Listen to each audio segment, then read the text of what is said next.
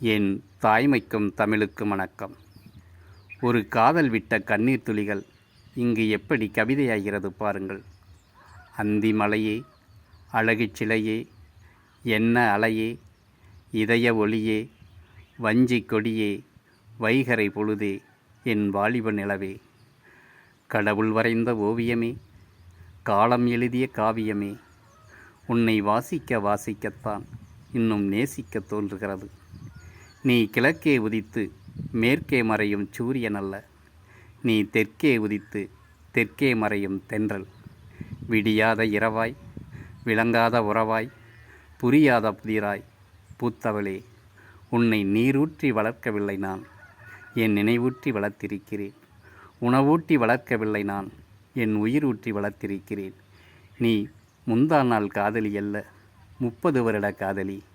எப்படியோ நெடுநாளாய் என் நெஞ்சாங்கோட்டுக்குள் அடைத்து வைத்து விட்டேன். மன்னித்து விடு பெண்ணே. என்னை பாவி என்று நினைத்தாலும் சரி, பாவம் என்று நினைத்தாலும் சரி, இதோ கவிதை என்னும் சாவிக்கொண்டு உன் கைவிலங்கை திறந்து விடுகிறேன். பறந்து போ பறவையே, ஒன்றை மட்டும் சொல்லுகிறேன்.